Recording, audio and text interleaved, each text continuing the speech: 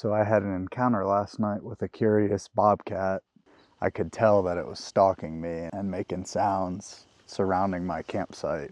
This waterfall would be pretty cool if there was actually water in it.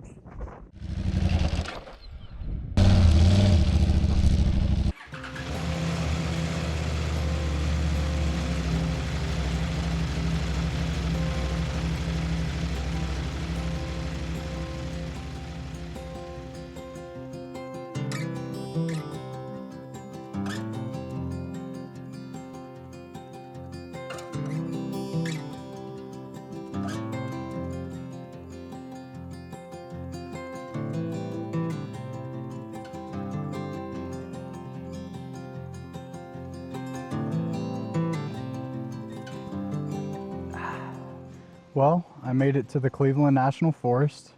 I didn't do a whole bunch of filming because it was getting kind of late. I didn't leave Yuma until probably around 2:30 in the afternoon. I got here around 5:30, so I didn't want to waste my time doing a bunch of filming and then have it get dark and me not be able to find a campsite. So I'm in an area of the Cleveland National Forest called Fred Canyon Road. If you take Kitchen Creek Road all the way north to Sibbets Flats Campground, you can hop on a forest road, which is Fred Canyon Road, and you can take it about 1.5 miles into the backcountry, and that's where I set up my camp for tonight. I didn't want to spend, $20 or $30 to camp at the Sibbets Flat Campground and be with other campers and camp on, a paved surface. I am planning on doing some hiking tomorrow. There's Kitchen Creek Falls, and when I came out to this site, to get to this site, I actually had to cross over the Pacific Crest Trail. So when I do the hike tomorrow, I'm actually a little bit closer to the falls and I won't have to hike as far because I'm already where the trailhead is. I actually had to get the thermocell out, and I'm super glad I brought that. When I was setting up my tent, I was getting eaten alive by mosquitoes, and I brought my bug net, but I'm glad I brought the thermocell too, because as soon as I turned it on, it's like instant, the bugs are gone, which is awesome. The one I have actually uses the butane cartridges for a Jetboil stove. So with my Jetboil cartridge, I can power my thermocell and also make my coffee and boil water. How it works is it's basically a cardstock cartridge in a packet, and that cartridge is impregnated with bug repellent. So what the thermocell does is it heats up a metal plate, and when you put that cartridge on top, it evaporates all of that bug repellent, and you have about a 15-foot radius around you or your campsite where there's no bugs. The sun just set, so it's starting to get pretty chilly, and before it gets too dark, I want to get the bear bag put up in the tree, so I think I'm going to do that, and then I think I'm going to wash up and get ready for bed.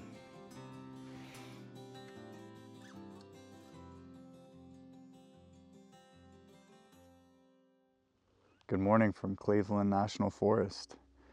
Got my coffee made, and I turned my thermocell back on because the bugs are already out.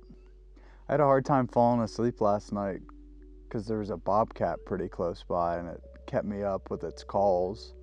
And for about the first 2 or 3 hours that I was trying to sleep, it was definitely up in the meadows directly across from my campsite, and I could hear it making its calls in all different positions, and not what I'm used to, but it left me alone, so that was good.